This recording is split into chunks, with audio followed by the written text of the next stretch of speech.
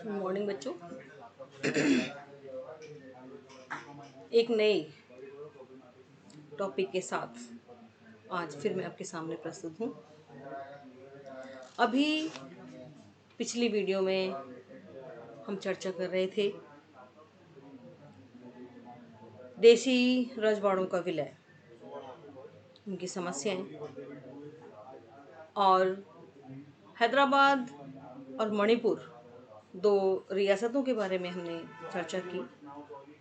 और अंत में अब जो हम चर्चा करने जा रहे हैं राज्यों का पुनर्गठन, भाषा पर राजनीतिक संकट। ये इस अध्याय का अंतिम भाग है जिस पर हम आज चर्चा करेंगे। देसी रजवाड़े, जैसा कि आपने पीछे पढ़ा, ब्रिटिश शासक ने जिन पर अपना आधिपत्य रखा और देश की आज़ादी के बाद जब रियासतों का विलय भारतीय संघ में हो गया, तब नई चुनौतियां के रूप में बहुत सारे प्रश्न देश के सामने खड़े हुए थे। वो था राज्यों का पुनर्गठन। नए सिरे से कई राज्यों को बनाया जाएगा और कई चुनौतियां उनके गठन के लिए सामने दिखाई दी। पहली कि उन राज्यों को बनाने के लिए क्या क्या चीजें सामने आने वाली थी। पहला तो था कि आंतरिक सीमाओं का सीमांकन। जो राज्य बनाया जाएगा कि उसकी सीमा कितने क्षेत्र में उसको दिया जाए, कितना हिस्सा उनके लिए तय किया जाए, ये पहली चुनौती बनी हुई थी। यानी कि भारतीय प्रांतों की आंतरिक सीमाओं को तय करना ये एक बहुत बड़ी चुनौती थी राज्यों के लिए। दूसरा, बहुल्यता। देश में विविधता कूट कूट कर भरी है। पूरा विश्व यदि भारत को देखे तो उसे लगेगा कि शायद ये एक देश नहीं है, बल्कि विभिन्न देशों का एक समूह है। अनेकों भाषाएं हैं, अनेकों धर्म हैं, अनेकों जातियां हैं। तो जो अनेक देश की जो भाषाएं हैं, सांस्कृतिक बहुल्यता है, उसकी झलक भी बनी रहे, वो खंडित भी ना हो। वो भी एक चुनौती थी कि वो बहुलता भी बनी रहे, वो उसमें दिखाई दे, वो भी खंडित ना होने पाए। एक चुनौती ये भी थी। इसके बाद देश की एकता सबसे बड़ी चुनौती थी। राज्यों का गठन करने के लिए देश में एकता बनी रहे, देश खंडित ना हो। क्योंकि जिस समय हमने ये आंदोलन शुरू किया देश की आज़ादी का, उस समय भी यही था नारा कि हमारा भारत अखंड रहेगा। हम अखंड भारत की कल्पना के लिए आपस में एकजुट हुए थे। तो देश की एकता कहीं ऐसा ना हो कि भाषा और सांस्कृतिक बहुल्यता के रूप में जो दिखाई पड़ रही थी वो फिर खंडित ना हो जाए। ये भी एक बहुत बड़ी चुनौती दिख रही थी उन राज्यों के पुनर्गठन के लिए। चौथा क्या था कि सीमांकन पर सरकार का रवैया। क्योंकि जिस समय ब्रिटिश सरकार के सामने जो सीमाएं ब्रिटिश सरकार ने तय की थी रजवाड़ों के लिए कि कितना, अपने शासन के हिसाब से तय कर ली उन्होंने कि जिसमें उन्हें सुविधा लगी उस सुविधा के अनुसार उन्होंने सीमाएं तय कर दी थी उनकी कि आपकी ये सीमा है।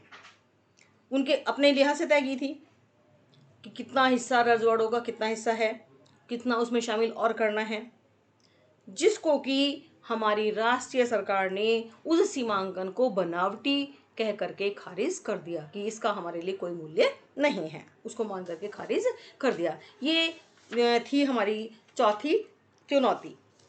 अब था पांचवा, भाषा के आधार पे कि भाषा के आधार पर राज्यों का पुनर्गठन। उस समय जब तक आजाद नहीं हुआ था देश, तब भी ये बात चर्चा में रही कि भाषा के आधार पर राज्यों का पुनर्गठन किया जाएगा। ऐसा प्रॉमिस, ऐसा वायदा कांग्रेस के द्वारा किया गया था। और सन 1920 में कांग्रेस का नागपुर में अधिवेशन हुआ, जिसमें राज्यों का जो पुनर्गठन है भाषा के आधार पर तय करने की बात स्वीकार की गई। अब ये तो बात उनकी थी कि जब राज्य बनेंगे तो क्या क्या चीज़ें हमारे सामने आएंगी। अब क्या हुआ कि बंटवारे के बाद देश आज़ाद हुआ, क्योंकि आपको पता है कि जब हमारा देश आज़ाद हुआ तो वो सामान्य परिस्थिति में नहीं हुआ था, उसकी परिस्थितियां बिल्कुल भिन्न थी। देश में जो आज़ादी थी वो धर्म के आधार पर देश के दो टुकड़े हुए, दो जो राष्ट्र थे अस्तित्व में आ गए। उसी दिन भारत और पाकिस्तान दो देश सामने आए थे। अब बंटवारे ने बहुत सारी परिस्थितियां बदल दी। पहले जो प्रॉमिस किया गया था उसको देखते हुए अब परिस्थितियां बिल्कुल थोड़ी बदल गई। कई आशंकाएं सरकार के सामने थी, उन नेताओं के सामने कई आशंकाएं सामने आई। पहली जो आशंका बन रही थी वो थी अव्यवस्था की आशंका। पहली आशंका ये बन रही थी कि भाषा के आधार पर यदि प्रांत बने तो निश्चय ही अव्यवस्था फैल सकती है, ये आशंका बन रही थी।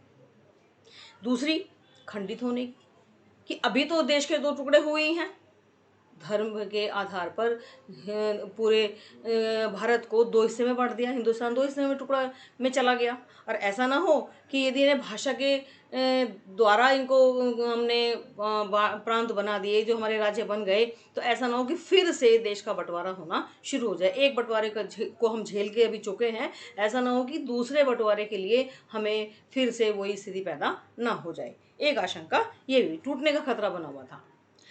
तीसरी थी अन्य चुनौतियों से ध्यान भंग होने की आशंका। ये भी आशंका बन रही थी कि केवल हम ऐसा ना हो उसी में भटक जाएं। चुनौतियां तो और भी थी, सामाजिक थी, आर्थिक थी, राजनीतिक, कई चुनौतियां सामने खड़ी हुई थी कि इन राज्यों के गठन को लेकर के ये चुनौतियां तो है ही हैं, साथ में जो हमारी आर्थिक और राजनीतिक और सामाजिक जो चुनौतियां हैं, ऐसा ना हो कि इनसे ध्यान भटक जाए, इनसे ध्यान हमारा दूसरी तरफ केंद्रित हो जाए, ये भी आशंका बन रही थी। एक और चुनौती थी, एक और आशंका बदल रही थी स्थिति, स्थानीय नेताओं की चुनौती। जो वहाँ के नेता थे, उस क्षेत्र के, उस भाषा के, जो डिमांड कर रहे थे कि हमारे लिए अलग राज्य बना दिया जाए, हैं, उनकी भी एक चुनौती थी। वो बार बार उस चीज़ के लिए उकसा रहे थे कि यदि हमें प्रॉमिस किया गया है तो हमारा प्रॉमिस पूरा किया जाए। तो इस प्रकार से भी आशंका बनी थी, ये लोग भी अपना दबाव डालेंगे, अपना प्रेशर पूरा देंगे कि इस कार्य को पूरा किया जाए। तो इस प्रकार अनेक बातों को ध्यान रखकर केंद्रीय नेतृत्व ने क्या किया कि उस समय इस बात को थोड़ा स्थगित करने का फैसला कर लिया कि हमें कुछ समय तक हम इस चीज़ को टाल देना है, इस स्थिति को टाल दें कि अभी नहीं, फिलहाल अभी नहीं। क्यों नहीं कि अभी क्यों नहीं कर सकते कि अभी तो हमने बंटवारे के दंश को झेला है, अभी तो जो बंटवारा है वही हमारे लिए पच नहीं पा रहा है, हैं, वो मार काट, रक्त, हिंसा, ये सब अभी झेल के चुके हैं। तो उन की वो तस्वीर अभी भी उनके जहन में ताजा थी। बंटवारे क्यों थी, लेकिन क्या होता है कि जब एक प्रॉमिस आप किसी से कर दें और उसको पूरा ना करें तो निश्चय ही आक्रोश पैदा होता है। वहां भी यही हुआ, भाषाई आधार पर फिर झगड़े शुरू हुए। कुछ पार्टी उसके पक्ष में रही कि कर दिया जाए और कुछ उसके विपक्ष में रही। उदाहरण के लिए आंध्र प्रदेश का उदाहरण ले लें तो देश में भाषा के आधार पर राज्यों के पुनर्गठन की जो मांग थी वो उठने लगी और केंद्र सरकार जो थी हाँ और ना, दो दुविधा के बीच में फंस गई कि इसको किया जाए या ना किया जाए। आंध्र प्रदेश के जो नेता थे, प्रमुख कट्टर दिग्गज गांधीवादी नेता, वो पोटी श्री रामुलु, बहुत कट्टरवादी नेता थे। ये बैठ गए भूख हड़ताल पर, अनिश्चितकालीन भूख हड़ताल पर बैठ गए। 26 दिन तक भूख हड़ताल पर बैठे और अंत में उनकी मृत्यु भी हो गई। अब इतने बड़े नेता की मृत्यु हो जाना तो निश्चय ही एक विद्रोह को पैदा करने वाली बात थी कि हमारा नेता जो हमारी अगुवाई कर रहा है वो इस कार्य के लिए अपने आप को उसने अपनी जान भी दे दी। आक्रोश भड़का, दंगे हुए, लड़ाई झगड़े हुए, पुलिस के साथ झड़प हुई और आखिर में क्या हुआ, प्रधानमंत्री श्री जवाहरलाल नेहरू जी ने उनकी बात को स्वीकार कर लिया, क्योंकि स्थानीय विधायकों ने वहां के इस्तीफे देने शुरू कर दिए थे कि हमारा आदमी तो मारा गया और हमारी बात मानी नहीं गई है, तो वहां के विधायकों ने इस्तीफे दिए थे। और बहुत लोग सड़कों पे उतरे, मरे भी बहुत लोग। तो फिर आखिरकार 1952 में प्रधानमंत्री श्री जवाहरलाल नेहरू ने आंध्र प्रदेश को अलग राज्य बनाने की घोषणा कर दी। चलिए वो तो बन गया, लेकिन फिर क्या हुआ, इससे देश के अन्य हिस्सों में भी झगड़े हुए कि एक बन गया, जब एक कोई काम हो जाता है ना तो दूसरा भी उसके लिए तैयार रहता है कि उसको मिला है तो मुझे भी मिलना चाहिए, तो वो वाली बात भी रही। फिर बाध्य होकर केंद्र सरकार ने राज्यों को गठित करने के लिए जो संघर्ष हो रहा था, केंद्र ने 1953 में, आप सन भी याद कर लें, नोट भी कर लें, 1953 में राज्य पुनर्गठन आयोग का गठन किया। एक नंबर का प्रश्न बेटा यहाँ बनता है कि राज्य पुनर्गठन आयोग किस वर्ष बना? 1953 में। और उसका काम क्या था? सॉरी, इसका कार्य राज्यों के सीमांकन पर गौर करना था कि कितनी सीमा उस राज्य की होनी चाहिए। इसके अलावा वहां की जो भाषा है, बोले जाने वाली जो बोली है, उसके आधार पर भी उनका सीमांकन होना चाहिए। और जो पुनर्गठन आयोग था, उसकी रिपोर्ट पर जब उसने विस्तृत अध्ययन किया तो 1956 में अधिनियम पास हुआ। कितना? 1956। 1956 में एक अधिनियम पारित हुआ और उस अधिनियम के अंतर्गत 14 राज्य और 6 केंद्र शासित प्रदेश बनाए गए। ठीक है, इस तरह से ये बने। 1956 में ये जाकर के बने थे। अब जब ये राज्यों की पुनर्गठन की जो बातें चल रही थी, उसमें कई बातें सामने आ रही थी। ऐसा लग रहा था कि जो राज्यों की मांग है, देश की एकता पर खतरा आ जाएगा और इस पर जो नवनिर्मित राज्य है उसके लिए देश पर दबाव भी बढ़ेगा, अलगाववाद भी पैदा हो सकता है ना। लोकतांत्रिक सरकार है तो जनता प्रेशर ना दे दे, है ना, तो उसके लिए भी देश तैयार अपने आप को कर रहा था, ये कोई और स्थिति ना बन जाए, ये सभी आशंकाएं सरकार के सामने बन रही थी। लेकिन जो परिणाम सामने आए बनने के बाद वो क्या थे कि अलगाववाद में कमी। कि कहाँ तो हम ये सोच रहे थे कि जब नया क्षेत्र बनेगा, नया राज्य बनेगा, तो ऐसा ना हो दो के बीच में खाई बन जाए, अन्य देश अपने आप को, वो जो बना हुआ है वो अपने आप को दूसरे से कटा हुआ अनुभव ना करे, कि कहीं ऐसा ना हो कि अलगाव बन जाए। लेकिन ऐसा नहीं हुआ।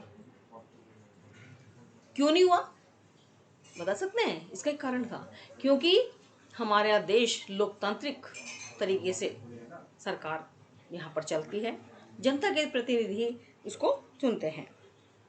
तो आंध्र प्रदेश जब बना तो जनता की मांग को सुना गया, केंद्र ने भाषा और क्षेत्र के दावे को मान लिया और इससे न तो अलगाव हुआ और न ही किसी प्रकार की और कोई घटना सामने आई।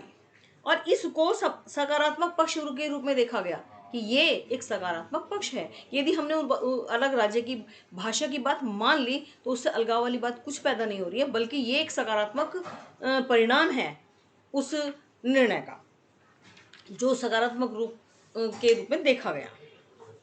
दूसरा क्या चीज आया कि लोकतांत्रिक कदम, इसको एक लोकतांत्रिक कदम के रूप में भी देखा गया कि जो नेताओं ने ये कदम उठाया एक लोकतंत्र है, क्योंकि सरकार लोकतांत्रिक तरीके से चल रही है, तो लोकतांत्रिक कदम है ये।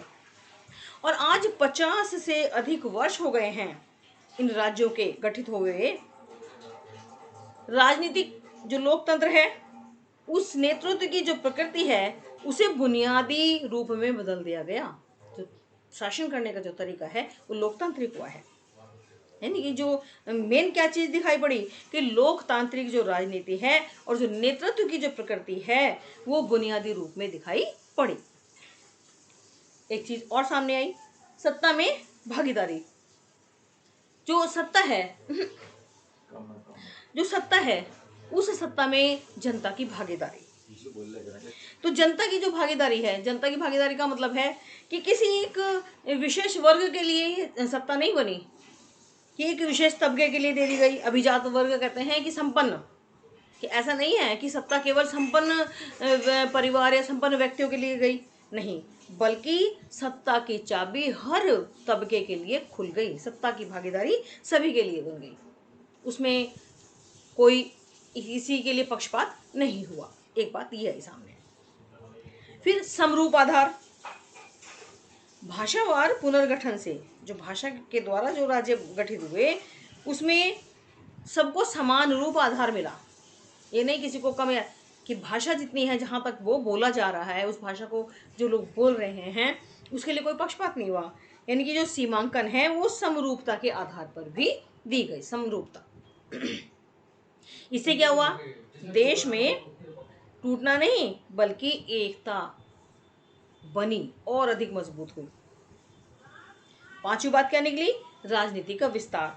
संकीर्णता नहीं कि बस एक निश्चित दायरे में बांध दिया जाए, ऐसा नहीं हुआ, उसका एक विस्तार, दायरा बढ़ता चला गया।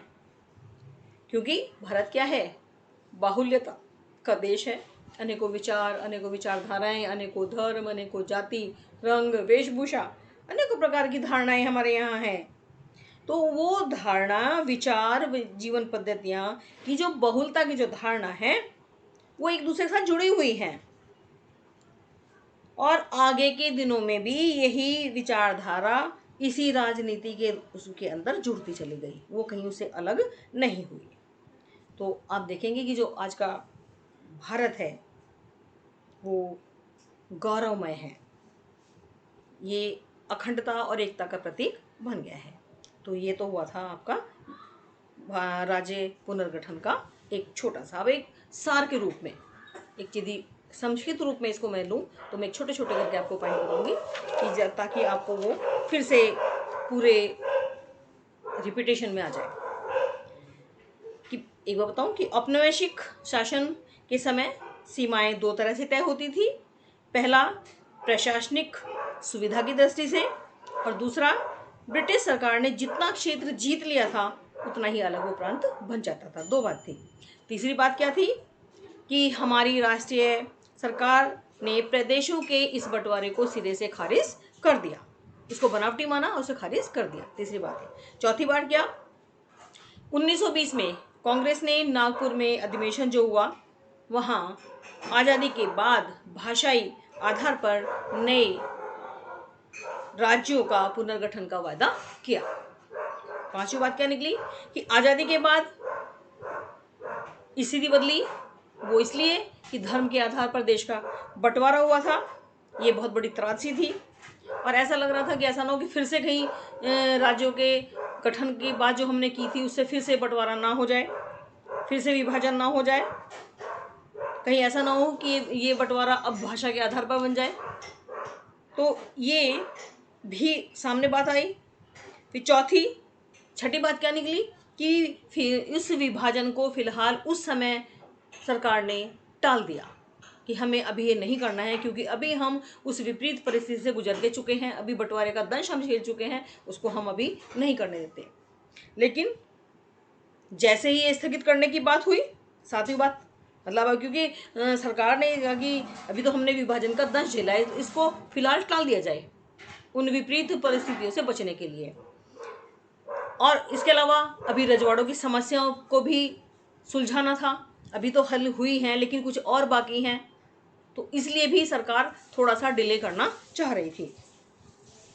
फिलहाल उसे उस स्थिति को वहीं का वहीं छोड़ना चाह रही थी। लेकिन जैसे ही टालने की बात आई कि उनको टाल दिया जाए, तो पुराने जो मद्रास था वहाँ के प्रांतीय लोग तेलुगु भाषाई वाले थे, तेलुगु भाषा बोलने वाले थे, उनमें आक्रोश पैदा हुआ क्योंकि वो अलग आंध्र प्रदेश राज्य की मांग पर अड़े हुए थे। मद्रास के दो भाग हुए थे, तमिलनाडु और आंध्र प्रदेश, और केरल के कुछ भाग। तो मद्रास के प्रांतीय लोग जो आज तमिल और आंध्र को जोड़ करके बनाए हैं वो तेलुगु भाषा बोले थे और वो अपना अलग राज्य की डिमांड उन्होंने पहले से ही की थी। केंद्र के सामने दुविधा क्या थी कि वो हाँ करे या ना करे। हाँ ना की स्थिति मैंने अभी पीछे बताई है। हाँ और ना इसलिए नहीं करना चाह रहे थे कि ऐसा ना हो कि अभी तो हम धर्म के आधार पर देश को बांट कर चुके हैं, ऐसा ना हो कि फिर भाषा के आधार पर फिर कहीं छोटे छोटे टुकड़े ना हो जाएं अलग, क्योंकि एक पूरा होगा तो फिर दूसरा भी उठ खड़ा होगा। तो ऐसा सोच करके सरकार के अंदर दुविधा बन रही थी कि वो करें ना करें। लेकिन एक विशेष घटना हुई जिसका जिक्र मैंने पीछे भी किया है कि कांग्रेसी दिग्गज कट्टर विचारधारा वाले जो नेता थे श्री पोट्टी मालू, वो भूख हड़ताल पर बैठ गए। 19 अक्टूबर 1952 को वे आमरण अनशन पर बैठे थे। ये वो गांधीवादी नेता थे जिन्होंने गांधी जी के नमक सत्याग्रह में बढ़ चढ़कर हिस्सा लिया और अपने 17 वॉलेंटियर के साथ प्रतिभाग किया, सत्याग्रह में शामिल हुए और इसके लिए उन्होंने अपनी सरकारी नौकरी तक भी छोड़ दी। यहाँ एक कई बार टिप्पणी भी आ सकती है बेटा, ध्यान रखना कि आंध्र प्रदेश के दिग्गज नेता हैं श्री पोट्टी मालू पर टिप्पणी कीजिए। एक नंबर का क्वेश्चन भी पूछ सकते हैं और एक टिप्पणी भी आ सकती है, तो आप इसको अच्छे से करें कि 19 अक्टूबर 1952 को इसी मांग के साथ वे आमरण अनशन पर बैठे थे। और ये कौन थे? वो एक कांग्रेसी गांधीवादी विचारधारा के कट्टर समर्थक नेता रहे हैं। और एक और उन्होंने क्या, वो केवल गांधी के उसमें सत्याग्रह में शामिल नहीं थे, बल्कि वो ऐसे नेता भी थे जिन्होंने 1946 में 1946 में दलितों के लिए मद्रास प्रांत में जो मंदिर था उसको खोलने के लिए, पहले उनकी प्रवेश की अनुमति नहीं थी, तो उनके प्रवेश के लेकर के भी वो उपवास पर बैठ गए थे। कम 56 दिन तक उन्होंने वो किया, आमरण अनशन किया और 15 दिसंबर 1952 को 56 दिन की भूख हड़ताल के बाद उनकी मृत्यु हो गई। अब जैसे ही उनकी मृत्यु, मान लीजिए किसी अपने प्रमुख नेता की मृत्यु हो जाए और बाकी लोग पीछे चलने वाले हैं, तो निश्चय ही आक्रोश तो पैदा होना स्वाभाविक था। तो अपने नेता की मृत्यु से वहाँ के लोग बहुत आंदोलित हुए, सड़कों पर उतर आए, जगह जगह हिंसा हुई। उन हिंसा के फलस्वरूप बहुत से लोग मरे भी। आंदोलन और उस घटना ने इतना अधिक उन्हें परेशानी में डाला सरकार को कि उन्हें अपनी बात उन्हें स्वीकार करनी पड़ी, क्योंकि उस आंदोलन में बहुत सारे लोग मरे, बहुत सारे घायल हुए और हिंसक घटनाएं हुई। तो अब पंडित जवाहरलाल नेहरू को विवशतावश उनकी इस मांग को स्वीकार करना पड़ा और आंध्र प्रदेश नाम से अलग तेलुगु भाषी राज्य बनाने की मांग को स्वीकार करना पड़ा। और इस प्रकार से भारत का पहला जो राज्य है वो आंध्र प्रदेश भाषा के आधार पर बना। एक नंबर का प्रश्न आपको यहाँ मिलेगा कि भारत का पहला जो प्रदेश था वो था आंध्र प्रदेश, जो भाषा के आधार पर राज्य बना। अब ये तो ये बना, फिर आंध्र प्रदेश के बाद दूसरे हिस्सों में भी भाषाई आधार पर मांग जोर पकड़ती चली गई। तब इन संघर्षों से ही बातें होकर जब जगह जगह इस आधार पर झगड़े शुरू हुए, इस आधार पर मांग जोर पकड़ती चली गई कि जब एक बनाए तो हमारी भी डिमांड पूरी कर दी जाए, तब केंद्र सरकार ने 1953 में क्या हुआ, राज्य पुनर्गठन आयोग की स्थापना की, बनाया। और जिसका कार्य मैंने आपको बताया था, ये भी आपका प्रश्न बन जाता है, लघु प्रश्न में आ जाएगा। राज्य पुनर्गठन आयोग कब बना और उसका क्या कार्य था, है नहीं। ये बना 1953 में और इसका कार्य क्या था, इसका कार्य सीमांकन के मामलों को देखना था कि जो राज्य बन रहा है उसकी सीमा कितनी होगी, वहाँ जो बोलने जाने वाली जो भाषा है वो क्या है ना। और इसके जो अध्यक्ष थे, एक नंबर का प्रश्न ये भी बनेगा बेटा कि इस आयोग के अध्यक्ष कौन थे, वो थे न्यायाधीश फजल अली। इसके अध्यक्ष जो थे न्यायाधीश फजल अली जी थे। और विस्तृत अध्ययन के पश्चात इस आयोग ने 30 सितंबर, ये भी आप नोट करें, 30 सितंबर 1955 में अपनी रिपोर्ट प्रस्तुत की। इस आयोग ने, जब ये जो आयोग गठित किया गया तो कब, 30 सितंबर 1955 में अपनी रिपोर्ट प्रस्तुत की और ये स्वीकार किया, क्या स्वीकार किया, कि राज्यों का सीमांकन और निर्धारण किस आधार पर होना चाहिए, वहां बोले जाने वाली भाषा के आधार पर होना चाहिए। और इसी आधार पर जो पुनर्गठन आयोग ने जो अपनी रिपोर्ट दी, विस्तृत अध्ययन करने के बाद, ऐसे नहीं सिंपल दे दी, उसको गहनता से अध्ययन किया और फिर उसके बाद रिपोर्ट दी कि कहा कि जो राज्य बनेंगे उनकी सीमाएं उनकी भाषा के आधार पर, बोले जाने वाली भाषा के आधार पर तय होगी। और उस आधार पर 14 राज्य और 6 केंद्र शासित प्रदेश बनाए गए। अब देखिए 1956 में राज्यों के पुनर्गठन के उपरांत भारत में 14 राज्य बने और 6 केंद्र शासित प्रदेश बने। अब मैं आपको नाम और राजधानी भी बताने जा रही हूँ। उनके आते तो नहीं है, प्रश्न पत्र में शायद ना आए, लेकिन फिर भी आपकी नॉलेज में होना चाहिए, आपको याद भी होना चाहिए। पहली बनी आंध्र प्रदेश, इसकी राजधानी थी हैदराबाद। जम्मू कश्मीर, श्रीनगर इसकी राजधानी थी। तीसरी असम, दिसपुर। बिहार, इसकी राजधानी पटना। मैसूर, इसकी राजधानी बेंगलोर। केरल, इसकी राजधानी तिरुवनंतपुरम। और मध्य प्रदेश, इसकी राजधानी भोपाल। बॉम्बे, इसकी राजधानी मुंबई। उड़ीसा, इसकी राजधानी भुवनेश्वर। पंजाब, इसकी राजधानी थी चंडीगढ़। राजस्थान, इसकी राजधानी जयपुर। तमिलनाडु, इसकी राजधानी चेन्नई। उत्तर प्रदेश, इसकी राजधानी बनी लखनऊ। और 14वां जो बना पश्चिम बंगाल, और इसकी राजधानी थी कोलकाता। तो ये पहले 14 राज्य उस समय गठित हुए। फिर 6 केंद्र शासित, जिनका की शासन केंद्र के द्वारा था। दिल्ली, इसकी राजधानी दिल्ली थी। हिमाचल, हिमाचल की राजधानी शिमला थी। मणिपुर, इसकी राजधानी इम्फाल। त्रिपुरा, इसकी राजधानी अगरतला। अंडमान और निकोबार, पोर्ट ब्लेयर इसकी राजधानी थी। लक्षद्वीप, मिनिकोट और अमीन द्वीप समूह, कोझिकोड ये इसकी राजधानी थी। इस प्रकार से 14 राज्य और 6 केंद्र शासित ये बने। अब क्या है, राज्यों की वर्तमान आज की स्थिति है, नए कौन कौन से राज्य बने ये भी आपको पता होना चाहिए। 15वां नंबर आया जो, उसके बाद गुजरात बना, नागालैंड बना, हरियाणा बना, हिमाचल बना, मेघालय बना, त्रिपुरा, मणिपुर 21वें नंबर पे आया। मणिपुर के बाद सिक्किम 22वें नंबर पे आया। 23 नंबर पे अरुणाचल प्रदेश बना। 24 पे मिजोरम। 25 नंबर पे आया गोवा। 26 नंबर पे छत्तीसगढ़।